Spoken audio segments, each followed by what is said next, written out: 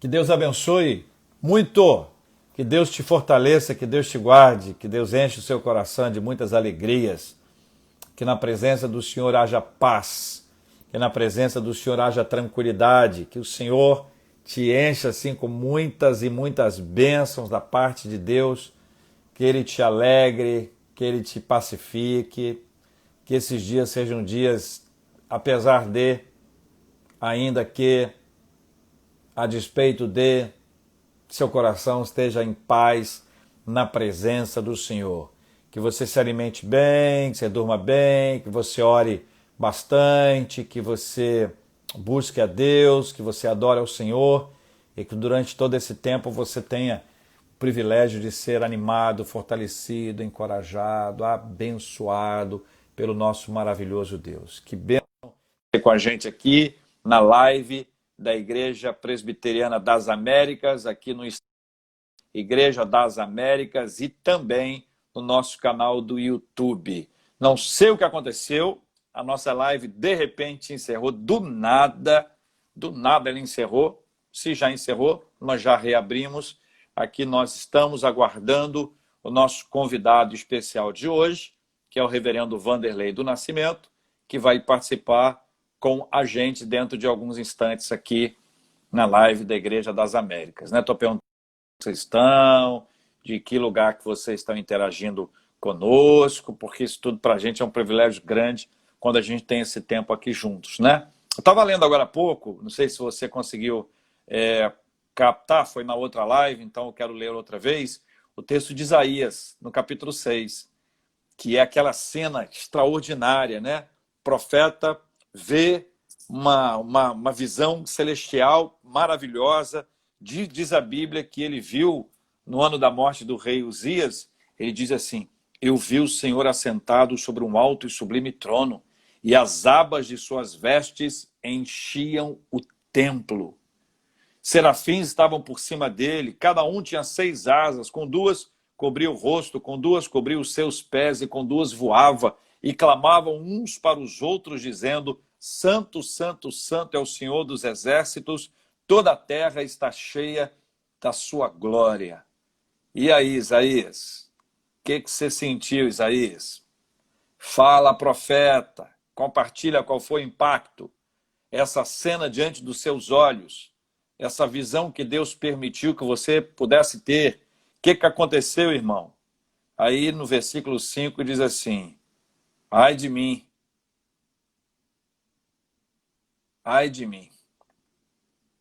estou perdido, porque sou homem de lábios impuros, habito no meio de um povo de impuros lábios, e os meus olhos viram o Rei, o Senhor dos exércitos. A glória, a santidade, o poder de Deus gera um processo extraordinário que nos leva a assumir a santidade de Deus e a nossa pecaminosidade. O nosso pecado se revela mais concretamente diante da santidade de Deus. O que acontece? Quanto mais longe de Deus, mais nós achamos que o nosso pecado não é tão ruim assim. Porque a gente até é uma pessoa boa. Perto de Deus, da santidade, da glória de Deus, nós percebemos quem nós somos. Aí a gente diz: ai de mim, Senhor. E diz: eu sou um homem de lábios impuros, habito no meio de um povo de impuros lábios, que a gente aprende que, além de perceber a minha fraqueza, eu não me considero superior aos outros. Eu sou alimentado pelo Senhor. E aí Deus não nos larga assim. Constatar o pecado é uma parte. O perdão vem do Senhor. No caso de Isaías, o toque do Senhor traz para ele uma vida completamente diferente e nova. Como é bom, né, gente? A gente quando está na presença de Deus, a gente recebe dele esse alimento. Ele mostra quem nós somos, mas ele não nos deixa ali, como se estivesse assim: se vira. Ele nos dá a bênção desse alcance, dessa graça, desse amor dele sobre a nossa vida. Que Deus abençoe muito você, Deus abençoe muito a sua casa, Deus abençoe muito sua família, que Deus te fortaleça e te guarde em todo o tempo em nome de Jesus, porque essa é a nossa esperança, essa é a nossa expectativa, essa é a nossa alegria. A alegria de nós estarmos juntos na presença de Deus, de compartilharmos juntos com a presença do Senhor, de sermos alimentados pelo nosso Deus, e a partir desse processo tão especial, nós recebemos da parte dele essa direção, essa orientação para a nossa vida. Que Deus nos fortaleça e nos guarde. Vamos ver se a gente consegue colocar aqui o nosso convidado de hoje, reverendo Vanderlei Nascimento. Cadê ele? Está conectando, está aguardando. Cadê ele? Recusou. Ô Brasil, cadê o Brasil aí? Vamos lá, gente. Pessoal da igreja, do Vanderlei, vão dar aquela força lá.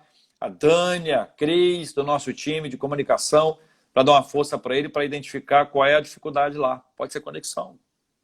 Entendeu? Se for conexão, a gente tem que explicar para o povo, tranquilidade, sem estresse, e a gente faz uma outra coisa de uma outra forma, de um outro jeito, sem nenhum problema.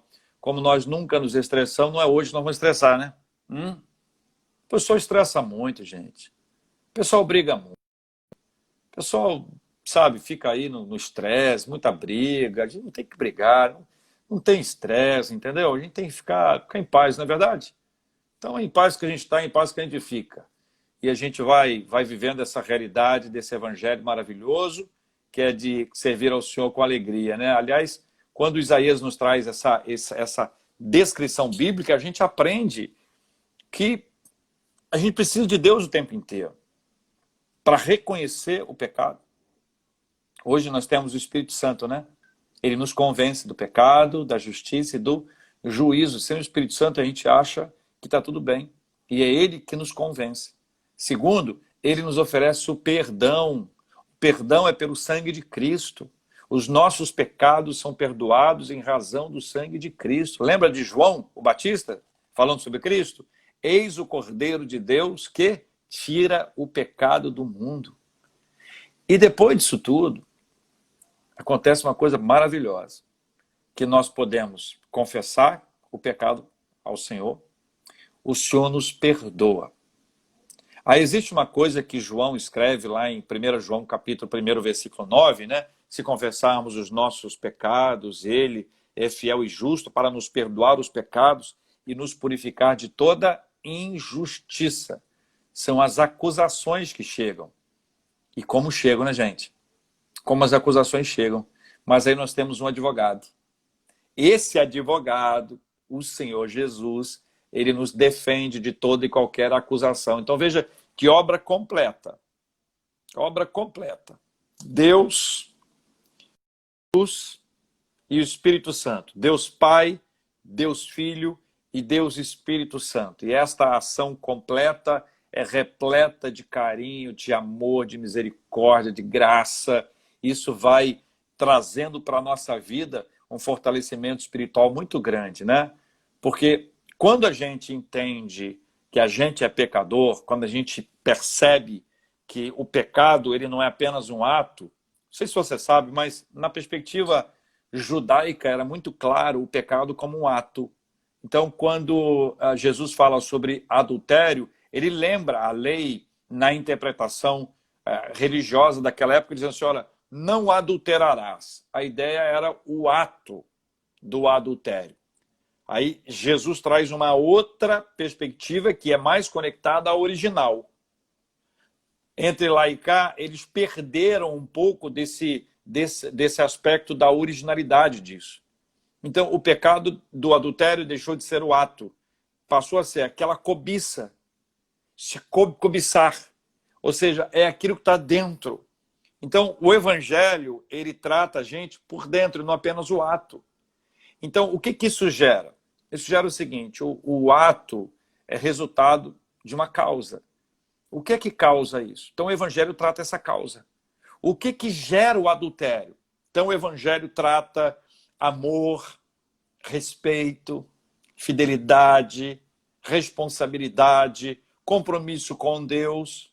Lembra que José, aquele José do Egito, ele não pecou com a mulher de Potifar por causa de Deus e por causa de Potifar. Então, uma pessoa que tem compromisso com Deus, ela não vai adulterar porque ela tem um compromisso com Deus e o compromisso com o próximo. Esse próximo é o seu cônjuge. Mas o próximo é o cônjuge, são os filhos, familiares, é o pessoal todo. Então, como é que o Evangelho trata? Ele não trata o pecado como um ato. Ele trata o pecado como um estado. Então, nós estamos num estado pecaminoso e o estado pecaminoso nos leva ao ato de pecar. É por isso que alguém diz assim, mas eu não peco. Primeiro que é um absurdo, né? Mas ainda que a pessoa diga isso, talvez falte a ela esse entendimento de que nós nascemos na iniquidade. Todos pecaram e destituídos estão da glória de Deus. Está lembrado disso? É Bíblia. E à medida que a gente vai lendo a palavra, a gente percebe, compreende, vai desenvolvendo a nossa vida espiritual na presença do nosso Deus. E como é bom e agradável servir ao Senhor. Como é bom perceber a graça de Deus sobre a nossa vida. Como é bom ver a história de gente que tem a possibilidade de recomeçar. Uma história de vida de uma pessoa que é uma pessoa não é condenada a ter aquela mesma vida para sempre. Sabe? A gente recebe da parte de Deus a oportunidade de ter uma nova história, de começar outra vez. Você vê isso na Bíblia inteira, como as pessoas que na Bíblia, né, você vai ver, pecaram, mas elas receberam de Deus a oportunidade de um recomeço. Quando você lê Evangelho de João, capítulo 8, e você se lembra daquela mulher que foi pega em flagrante adultério, então você imagina o seguinte, olha, acabou, não tem outra chance. Não tem outra oportunidade. É o que estava previsto até ali. Aí Jesus traz uma coisa maravilhosa, porque você veja, eles estavam com as pedras para apedrejar a mulher, certo? Aí Jesus diz, aquele que não tiver pecado, atira a primeira pedra. Por quê? Porque a perspectiva de julgamento deles estava a partir deles. Se estava a partir deles, estava imperfeita. Porque nenhum de nós pode julgar o outro. Isso é uma coisa mais absurda que tem. A gente não pode julgar a ninguém, porque o nosso julgamento é fruto de uma visão imperfeita. E em nossa imperfeição, o julgamento que a gente traz, ele tem todas essas manchas. Então, a gente não pode julgar as pessoas. Não tem ninguém melhor, também não tem ninguém pior, nós somos todos iguais. Diante de Deus, nós somos todos pecadores. E como é bom reconhecer isso. Sabe por quê? Porque aí a Bíblia nos diz que Deus não faz acepção de pessoas. Ele nos dá o privilégio, ele nos dá a bênção, ele nos dá a graça de nos conectarmos a ele e juntamente com ele experimentarmos esse frescor da doce e maravilhosa Agora presença foi. de Deus na nossa vida. Estou recebendo aqui o reverendo Igreja Presbiteriana da cidade, pelo Como é que é? Instagram, da igreja entrou. É Então, verdade, reverendo. Eu não não é sei o isso? que Pelo houve. seu, tinha um mistério aí, né? Como diz um amigo meu. Meu Deus, não sei o que houve aqui.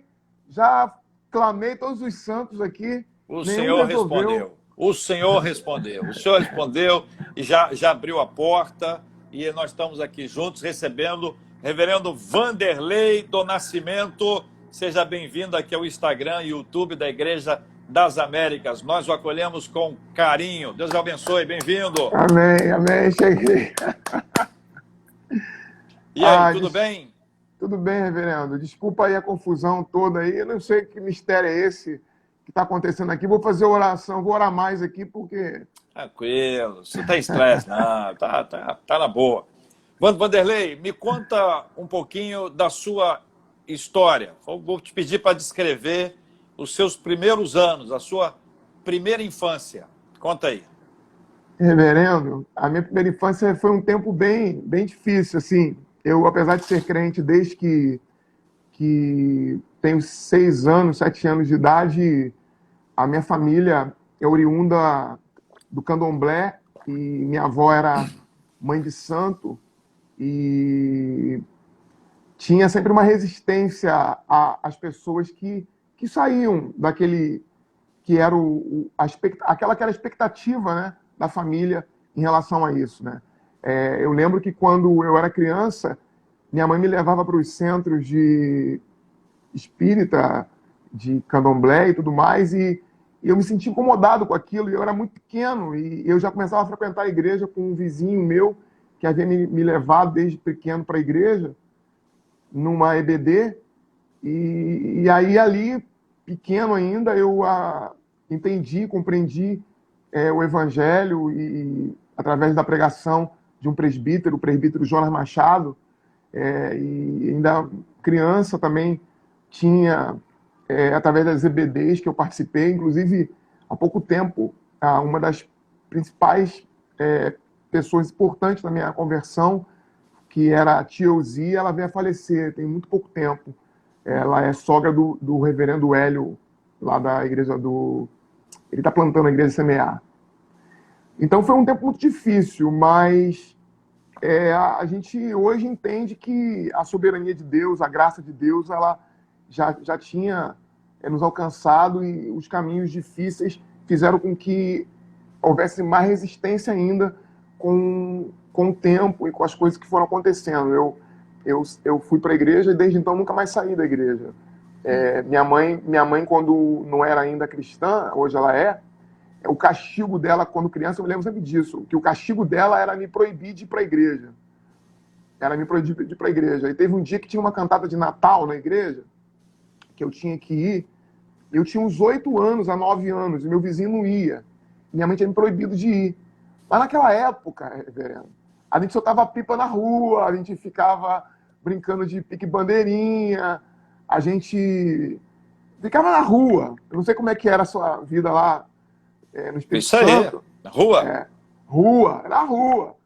E a gente ficava assim, né? E aí eu tinha que ir para essa cantata, e aí foi interessante que eu peguei uma roupa escondida, botei numa sacola, fui para a rua brincar, que brincar eu podia, eu não podia ir para a igreja. Eu não podia ir para a igreja. Aí eu fingi que ia jogar bola, soltar pipa, jogar bola de gude. Aí eu botei a sacola e fui para a igreja, e escondido. Aí quando eu voltei, ela descobriu que eu tinha ido para a igreja e não para a rua. Aí levei uma surra, porque eu tinha ido para a igreja, não, você está de castigo.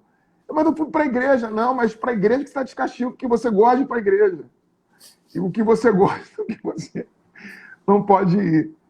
E assim, foi uma experiência difícil. Eu lembro a primeira vez que eu fui para uma vigília que eu fiquei assim, emocionado, eu vou passar a noite toda na igreja. E assim, aí chegou em cima da hora e a mãe falou, você não vai para a vigília mais. E aí eu chorei, esperneei, e aí ela, por fim, deixou eu ir para a vigília. Assim, foi uma infância difícil, porque havia essa dificuldade toda, mas, por outro lado, também a minha igreja é sempre uma igreja muito acolhedora, sabe? Que, pelo fato de eu não ter ninguém da minha família que era crente, todo mundo me acolhia assim como aquele menino que não tem ninguém na família, e aí todo mundo trata como sendo o pai, os adultos como pai e mãe de o seu pai e sua mãe, né? E aí, nesse tempo, depois com o tempo, meu vizinho acabou não passando, não ir mais para a igreja, eu continuava indo. Aí, com 10 anos, eu já ia sozinho para a igreja, era perto de casa, minha mãe só me atravessava assim a rua, e aí eu ia andando sozinho para a igreja, e foi assim, sabe? E a conversão dela? A conversão dela demorou bastante.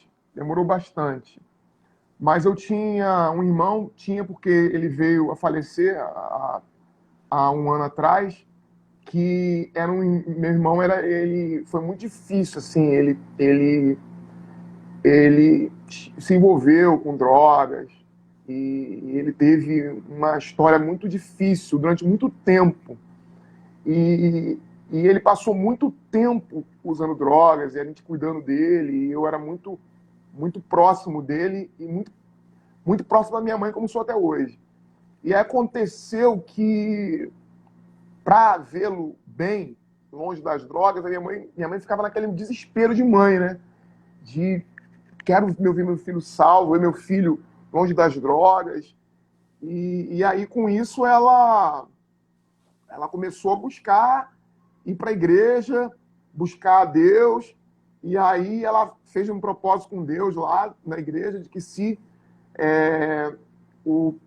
o meu irmão se convertesse, que ela ia largar tudo que ela fazia antes e ia também pro evangelho, porque minha mãe era bem difícil. Minha mãe, ela bebia muito, assim, antigamente, caramba, eu tô falando do passado como antigamente, né?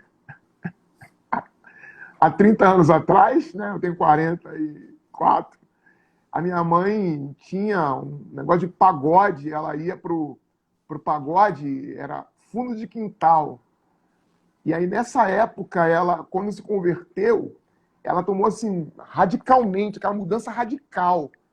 E aí ela veio se converter nessa época. Eu já era convertido, porque eu me converti quando eu era criança, né?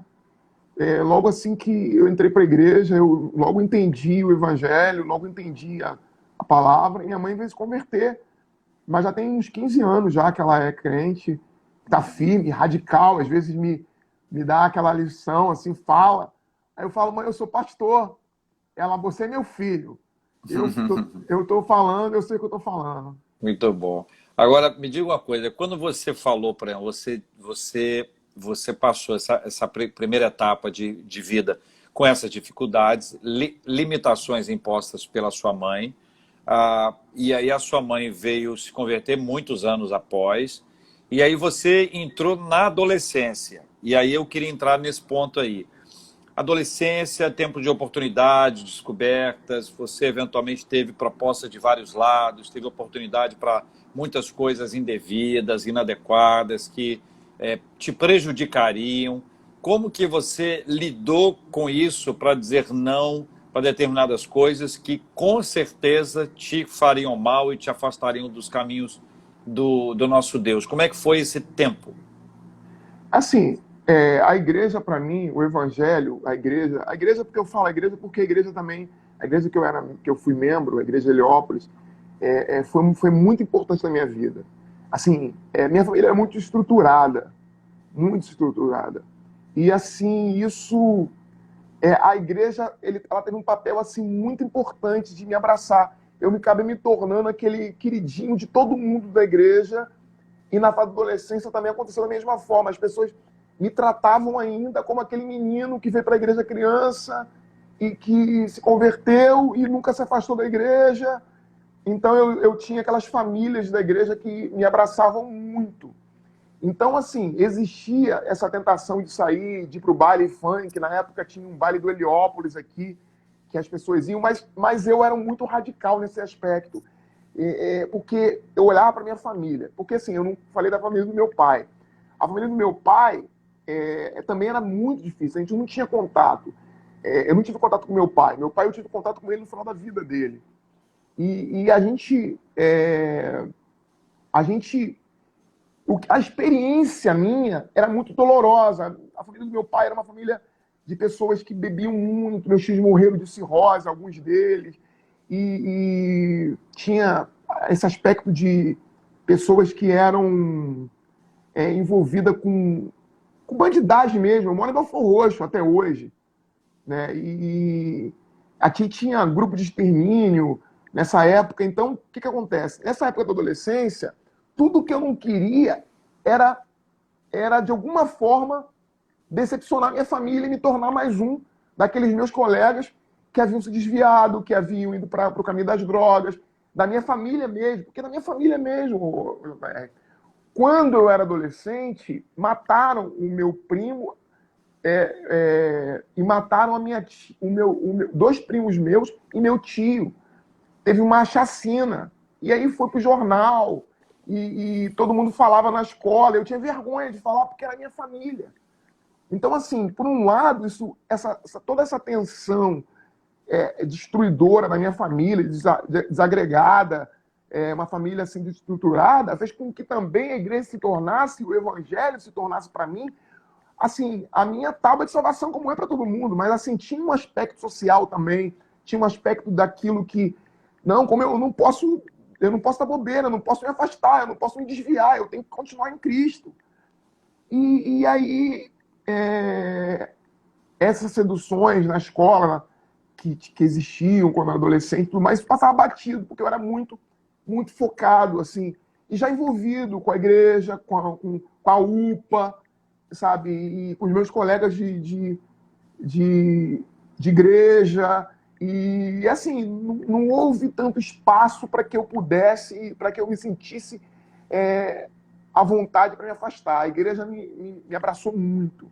E, ao mesmo tempo, eu também tinha uma convicção muito forte daquilo que eu estava fazendo, do Cristo que eu estava servindo, do Deus que eu amava, da igreja que eu amava. E eu até me emociono quando eu falo dessas coisas, porque são muito importantes para mim. Você descreve como família, né? Muito, muito. A igreja te acolheu, te abraçou, te ensinou.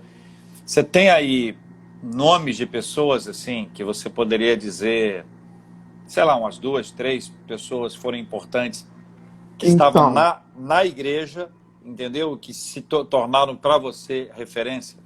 então, assim, é até injusto porque seriam muitas pessoas, mas assim, tem algumas famílias específicas, como o presbítero Gerson, ele já não é mais, não está mais entre nós, assim, está no céu, sabe? Desde criança, assim, quando eu era moleque, eu lembro que um dia eu estava querendo participar do Amigo Oculto na UCP.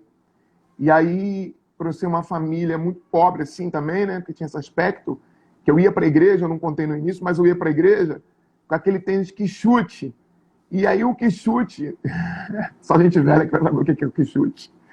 O quichute ficou velho e aí eu ia assim mesmo, a gente cortava o sapato para poder o pé caber, porque o pé não cabia mais. E aí o Gerson me vendo numa dificuldade que eu tinha de participar do Amigo Oculto, porque eu não tinha dinheiro para comprar o presente. Aí ele foi e conversou comigo para que eu entrasse no Amigo Oculto, eu falasse nada com ninguém, que ele ia me dar o presente, sabe? A família dele, ele e a esposa dele, a Diomar, e a irmã dele, a Rutileia.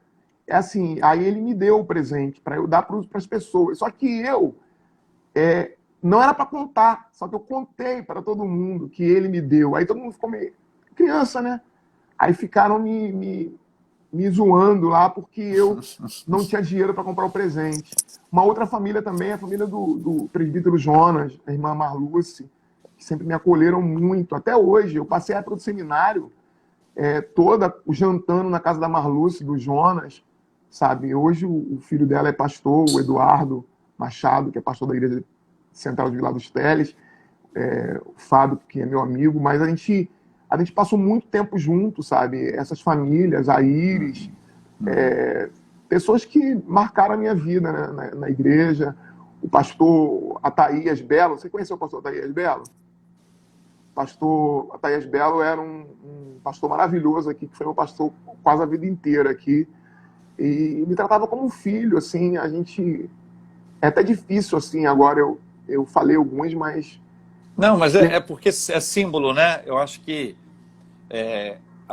algumas pessoas passam nas nossas vidas e elas ficam de alguma forma, né? Elas produzem um impacto. Essas pessoas te acolheram. O que eu estou destacando é exatamente isso, a ideia de que você era apenas um menino. Era apenas um Sim, menino. E algumas pessoas, elas te acolheram, elas te abraçaram, cuidaram de você, e hoje você é pastor. Então, você imagina bem que todos os domingos, né, nós recebemos nas nossas igrejas muita gente, e é possível que alguém veja uma criança, é só um menino, é só um menino. sim. Mas um menino, só o menino, tratado com carinho, com respeito, com palavra, com ambiente, família. À medida que eles descobriram a sua história de vida, cara, que importância as pessoas têm para a sua vida, porque elas foram referência de pai, referência de irmão, de irmã, família estruturada. Você olhou para o lado e falou assim, cara, é possível, né? Eu não preciso ficar aí. E até o fato de você estar firme, também imagino eu que era também para não decepcionar algumas dessas pessoas que te acolheram, que te amaram de uma forma especial. Esse fato aí do irmão que comprou presente para você dar, isso é muito, muito doce, né, cara? Isso é muito gentil, né?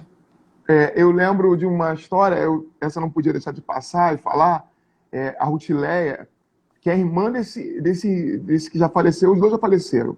A Rutileia, eu estava já no seminário, e aí estava no seminário no primeiro ano, aula com um professor daqueles terroristas que você foi professor de seminário, foi meu professor, inclusive, sabe, né, que a gente no seminário, o professor eu fiz um resumo lá no primeiro ano, o professor destruiu o meu resumo, falou para eu desistir e tal, e também era muito difícil no Meia, ir para o Meia, morando aqui em Belford Roxo, e ele chegou, me desanimou muito. E aí eu cheguei lá na casa da Rutileia, né, Glauber, meu irmão assim, do coração, e Gleice, Gláucia. Aí a Rutileia falou assim para mim, eu falei que ia desistir, que eu tinha desistido do seminário, e aí ela foi e falou, não, você não vai desistir não, você não vai desistir. Aí eu falei, não, mas eu não acredito mais em mim, e nem tenho mais condições de continuar. Aí ela foi e falou para mim assim, mas eu acredito em você, eu acredito em você, você vai ser o pastor, você vai ser um pastor. E assim falou para mim, assim. E aí eu tinha desistido naquele dia e ela me deu força, sabe? E eu continuei. E eu tô aí, eu sou pastor há 16 Graças anos. a Deus. Teve uma pessoa que perguntou se eu era presbiteriano Ah, sempre. Sempre fui presbiteriano, sempre fui da mesma igreja presbiteriana a igreja presbiteriana que eu era a de Heliópolis, sempre só saí de lá para ser pastor. eu vou te dizer, cara, que existem pessoas, né, que Deus coloca e que Deus coloca assim estrategicamente numa hora específica para uma palavra que a gente precisa ouvir, por uma atitude, às vezes é um gesto que a pessoa tem. São tantas pessoas importantes na nossa vida, né, que se Sim, tornam referências.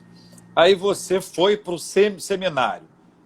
Você já falou dessa aula aí, mas deixa eu perguntar uma coisa anterior. Foi difícil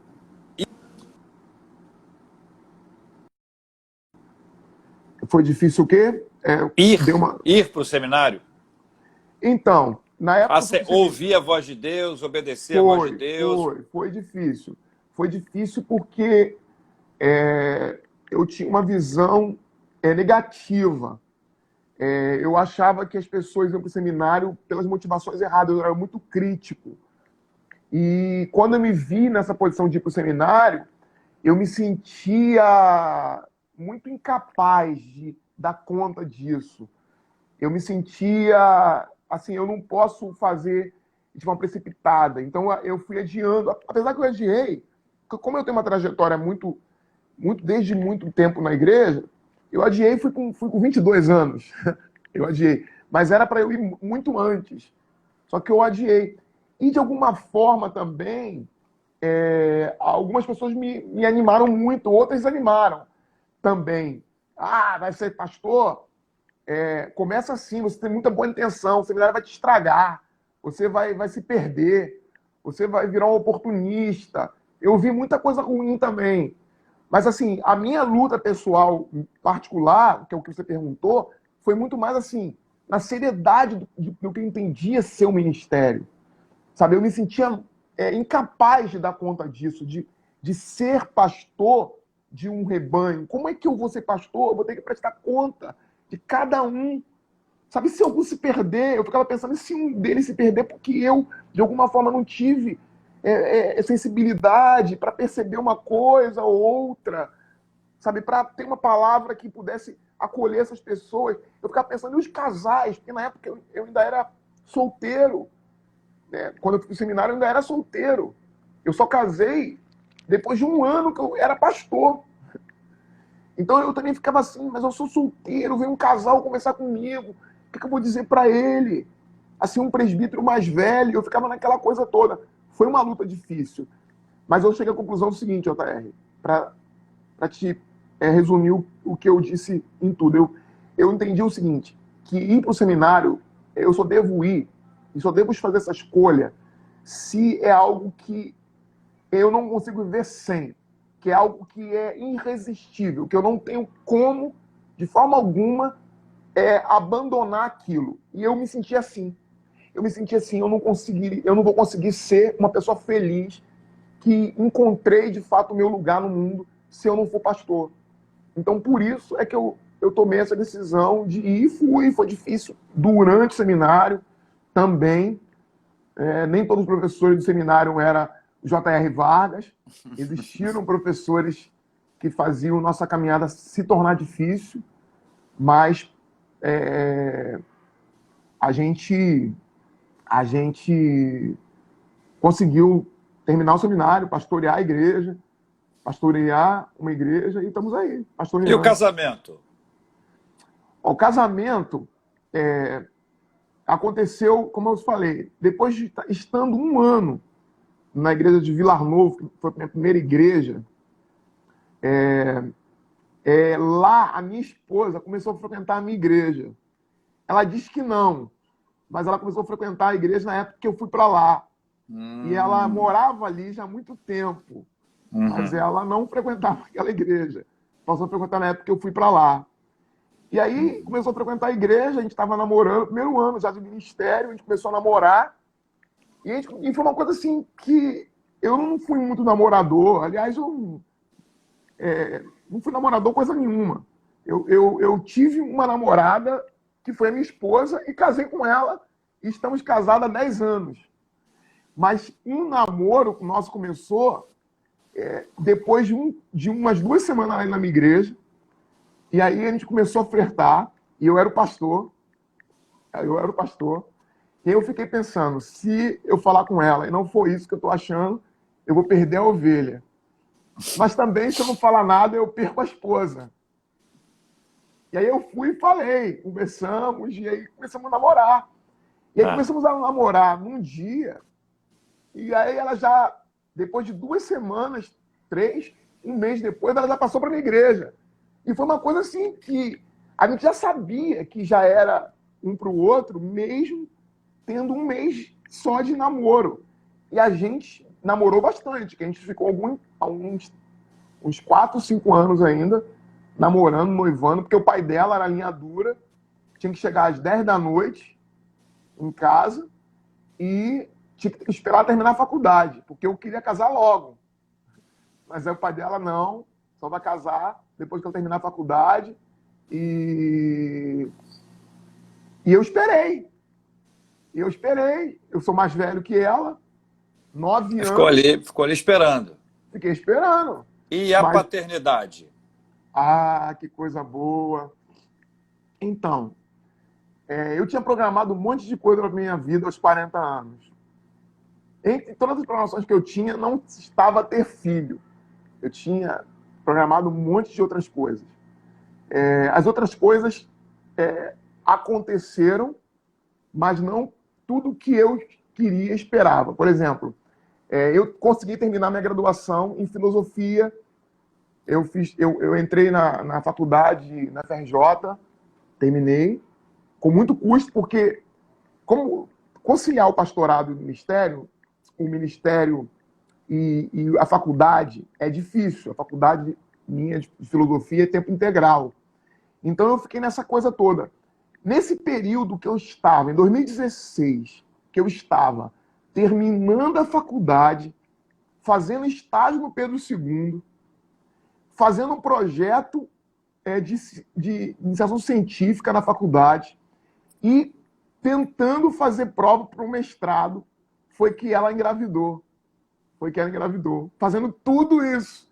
E nesse tempo foi que ela engravidou. Nesse período também eu pastoreava 2 igrejas, porque a igreja do Roseral foi uma igreja que eu pastorei durante um ano, também irmãos muito queridos, que eu vi que tem alguns que estão aqui na live. Irmãos muito queridos nesse ano. Eu estava pastoreando 2 igrejas. Foi um ano que eu estava assim, extremamente com um monte de trabalho, um monte de coisa.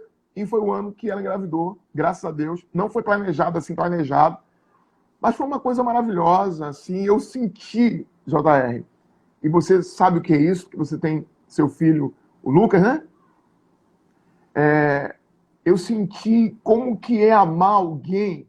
Assim, com 2, com 1 mês, com 1 dia. Sabe aquela pessoa que você ama, que você luta, que você é capaz de fazer qualquer coisa por ela e que você não tem noção de como você já se entregou tanto em tão pouco tempo, sabe? E foi uma experiência incrível. Ele tem 3 anos. Eu acho que você nem ficou sabendo, porque eu não fiz questão de divulgar, mas eu tive o Covid. Eu tive Covid. E durante. Já estou curado, já fiz toda a quarentena, já estou mais de 15 dias curado. Mas eu fiquei 21 dias sem poder vê-lo. Sabe? Aí você falou de paternidade. Paternidade e não ver o meu filho durante 21 dias, cara, foi uma dor que Covid nenhum. Sabe? Para mim, eu não estava pensando em doença, eu estava pensando em me recuperar para eu poder pegar meu filho na casa da minha cunhada também, que foi uma pessoa maravilhosa, um anjo que cuidou dele durante aquele tempo. Cara, eu amo minha cunhada agora pro resto da vida, ela vai ter minha gratidão para todo sempre. Porque ser pai, cara, é uma coisa maravilhosa. E meu filho, muito carinhoso, minha esposa é muito carinhosa, também sou carinhoso. Ele ficou meia hora abraçado comigo depois que me viu, depois desses 21 dias. Que lindo, que lindo. Filosofia. Então, cara, eu quis fazer psicologia durante um tempo. Até o meu amigo André Nobre, que está aí na live também, eu vi que ele está aí. Eu quis ser filósofo, eu quis ser psicólogo. Mas depois eu vi que ser psicólogo, eu vou falar para implicar um pouco com ele, é uma coisa que é coisa de louco. Não dava para mim. Ser psicólogo não era comigo. Eu ficava pensando assim, o ministério eu tenho toda a carga do pastoreio. Ainda vou agora também ter do consultório. Eu falei, não, é demais para mim. E aí eu descobri a filosofia, cara. Cara, descobri que tudo não é tentando trazer para a minha área, não. Mas tudo que você faz, alguém já fez antes. E já há um filósofo que já discutiu esse assunto.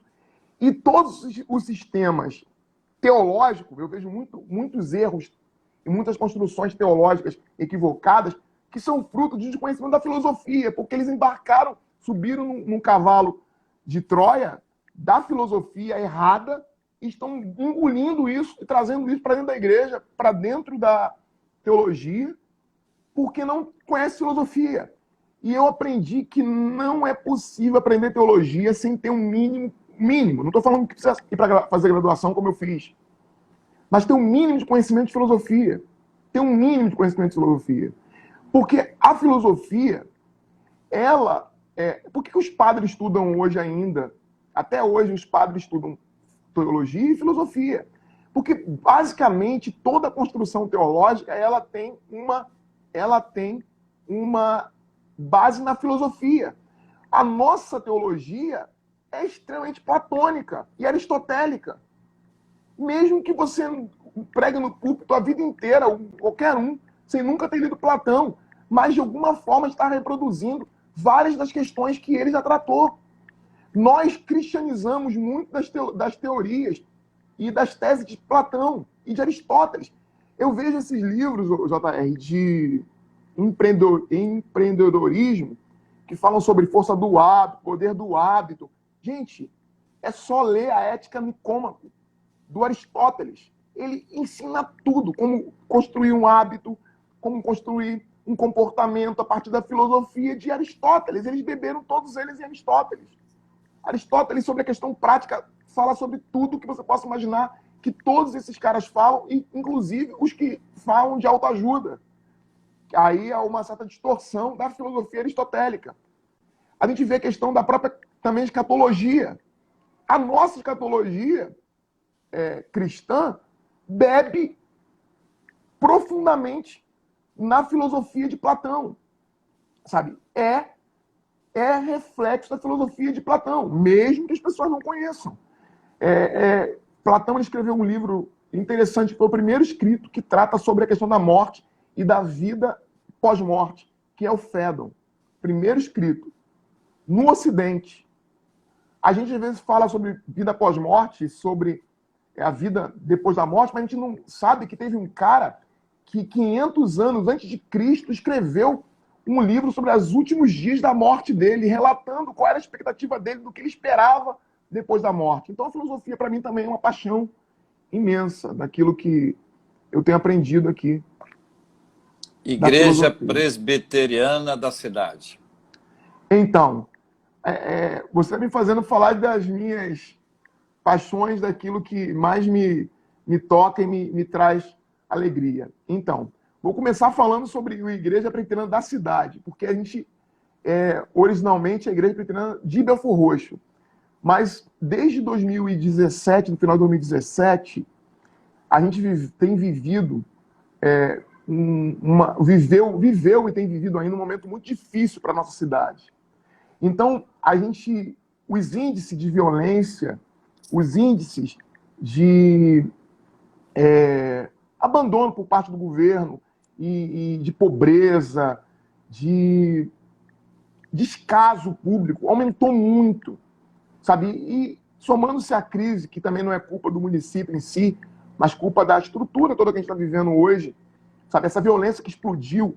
Então a gente tomou a decisão, a nossa igreja, de colocar no meio do nome da igreja, que é a Igreja Presbiteriana de Belford Roxo, a gente colocar Igreja Presbiteriana da cidade de Belford Roxo. Não foi num momento bom para a cidade, é um dos piores momentos da cidade. Mas nós entendemos que era nesse momento que a gente devia se colocar como uma igreja que fosse e que apresentasse a cura para a cidade. Que o evangelho que nós pregamos se tornasse para a cidade uma alternativa para tudo de ruim que a cidade tem vivido. Sabe, para os índices altos de violência, para o tempo difícil em que a igreja experimenta aqui, sabe, os índices são altíssimos de transmissão desse vírus, está se espalhando. Para uma cidadezinha como a minha, como a nossa, que está entre, acho que as 6 mais, tem mais incidência de gente com vírus, com esse vírus, com Covid, é bem triste. Mas nós continuamos a pregar. A igreja não deixou de fazer nada que fazia antes, mesmo estando online. A igreja continua fazendo seus trabalhos, estuda a palavra, as orações. A igreja tinha uma lista de irmãos, de famílias que nós abençoamos já há alguns anos. A gente abençoa uma família cadastrada com cestas de alimento. A gente faz isso. Tem irmãos que nós, mensalmente, há anos, a gente compra remédio para esses irmãos que não têm família, pessoas que não têm famílias que podem ajudar e que estão cuidando delas. Então a gente continua fazendo isso na pandemia, mesmo nessa pandemia, sabe? E a igreja de Belford Roxo, da cidade de Belford Roxo, a nossa igreja, é uma igreja assim. Sabe aquela igreja que todo mundo que chega já vem aquele pessoal assim para acolher, para abraçar, para de alguma forma trazer para perto, sabe? Acho que eu vejo que isso se perdeu em muitos lugares, mas eu fico feliz de ver que a nossa igreja ainda mantém isso. Porque assim, tem aquelas pessoas na igreja que tem aquelas que vão chegando e automaticamente as famílias da igreja vão agregando essas novas e vão cuidando daquelas pessoas. Assim, não é uma coisa que eu preciso dizer, fulano, família Paixão, cuida dessa família aqui, família Curso, cuida dessa família aqui, família Salazar, cuida dessa família aqui. Automaticamente, família Pinheiro, cuida dessa família aqui. Não, eles vão automaticamente, eles vão fazendo isso. E isso me dá até condições de pastorear melhor, porque a igreja tem esse perfil acolhedor, de cuidado, sabe? E isso faz bem para mim. Porque, por exemplo, eu fiquei doente e as pessoas já mandavam almoço para mim em casa, sabe? Porque eu fiquei doente e minha esposa não ficou. Eu fiquei sozinho em casa, a princípio, para ela não pegar. Aí eles mandavam bolo para mim, comida para mim, remédio para mim, para eu não sair de casa. Porque eu não estava podendo sair de casa. E todo dia alguém ligando. Tinha hora que eu tinha que desligar o celular para eu poder descansar um pouquinho, sabe? Porque as pessoas... essa é a igreja que eu não estou falando isso, falando de coração, e eles sabem disso. Tem alguns que estão aí e que estão sendo testemunha de que isso é verdade, sabe? De que Mas esse isso é muito carinho. bom, e essa sua fala é muito importante, porque ela retrata uma realidade que as pessoas estão dizendo aqui. E eu posso dizer isso que eu já estive lá, então eu posso assegurar e dizer para as pessoas que é exatamente isso. A gente, quando busca uma igreja, quando eu entrei na rádio 93, as perguntas vinham, né? E de vez em quando eu ouvia uma frase assim, pergunta dos ouvintes, né? Como escolher uma igreja? Eu achava aquilo tão absurdo naquela época, porque para mim era muito óbvio como é que você escolhe uma igreja. Mas depois eu passei a ouvir tantas vezes a mesma pergunta, que eu já discuti esse assunto no debate várias vezes. Como é que se escolhe uma igreja? Porque os critérios foram mudando ao longo do tempo. E a gente precisa voltar àquilo que é original, aquilo que é raiz, a igreja raiz. E não tem nada mais raiz ser uma igreja amorosa. Não tem nada mais raiz que ser uma igreja acolhedora. Você pode ter estrutura ou não, mas se tem amor, cara, o amor é mais importante. Por isso que a Bíblia diz que o mais importante é o amor. Você tem uma igreja que você pode ter aqui, igreja A, com estrutura ótima, mas fria. Igreja B, sem aquela estrutura ótima, mas amorosa. Nós queremos amor, nós buscamos amor. Sim. Deixa eu te pedir uma coisa, conta aí pra gente quais são os endereços da igreja, no Instagram, enfim, YouTube, o que tiver, É, e horários e dias de culto também, por favor. eu vou falar os dias, horários de culto, e o Evilásio, que está aí atento aí a tudo, ele vai colocando os endereços, porque eu sou muito difícil de gravar assim, porque tem já gravado no celular, né? A gente acaba esquecendo exatamente como é. Eu acho que é IP da cidade, mas ele vai confirmar aí. Nossos dias de culto são domingos pela manhã, às 9 horas, e aos domingos também, às 18 horas. Nós estamos ainda só se reunindo de forma online. Nós vamos voltar, né, a se reunir de forma presencial na semana que vem, mas tem uma lista. E aí você tem que entrar nessa lista, porque nessa lista, no templo, só vai poder 40 pessoas por culto. Né? Porque a nossa igreja acaba em 200, JR, mas nós vamos colocar só 40 pessoas. Né? Assim, todas as igrejas aqui já abriram, praticamente, mas a nossa ainda é a última, vai abrir no domingo, às 17 horas vai ter um culto, que vai até às 18h15, e depois meia hora de intervalo, e vai ter um outro culto, que vai ser das 18h45 às 20 horas. E aí vão ser vagas que a gente pode, pelas redes sociais que ele está colocando aí, você pode dar seu nome e você pode entrar nessas vagas presenciais. Mas, normalmente, acontecem nesses horários aos domingos. Durante a semana vai continuar online. E aí, na terça-feira, nós temos o culto da palavra, às 19h30, online, 19h30 em ponto, está acontecendo o nosso culto da palavra. Na quinta-feira, acontece o nosso GO. GO é o grupo de oração nos lares. Como não estamos reunidos nos lares, está acontecendo uma reflexão no nosso canal do YouTube, e depois as famílias em casa, elas oram e normalmente mandam uma foto de que estão fazendo isso em casa, para que a gente saiba que a vida comunitária ela permaneceu apesar desse distanciamento. Que ainda vai continuar, porque a gente não vai voltar totalmente. A gente vai ter um culto por domingo para poder atender aquele grupo que não está no grupo de risco. Eu esqueci de falar isso. Nesse grupo que vai se reunir essas 40 pessoas, não pode ter ninguém doente, não pode ter ninguém com doença crônica e também não vai poder idoso. Por conta, não que a gente estava fazendo discriminação, para o bem dele mesmo, para o cuidado da própria pessoa. A gente fez uma série de reformas estruturais na igreja para poder acolher as pessoas porque a gente quer fazer isso sem que haja perigo para a vida delas. Muito Sabe? A bem. gente está fazendo isso dessa forma. Olha, a nossa conversa nessa live está acontecendo ao vivo no Instagram e você vai poder acompanhar a qualquer instante pelo nosso canal do YouTube da Igreja das Américas. Você pode conectar com a gente lá para poder acompanhar esse vídeo e também conhecer a igreja. Nós estamos no Instagram, no Twitter, no Face, no YouTube, sempre Igreja das Américas. Fácil para você achar, para você interagir, conhecer um pouco mais sobre a nossa igreja. Quero agradecer muito a Deus. Gente, Vanderlei e eu somos amigos há muitos anos, temos um Verdade. relacionamento muito próximo, de muito respeito, admiração. Eu agradeço a Deus pela vida dele. E hoje, de forma especial, eu agradeço a Deus pela sua vida, família, pela igreja. Que Deus te fortaleça, que Deus te guarde, que Ele te encha de muita paz, de saúde. Dá um beijo na sua esposa, dá um beijo no Pedro, a igreja que está aí. Gente, Deus abençoe a todos aí, que bom que vocês estão aqui.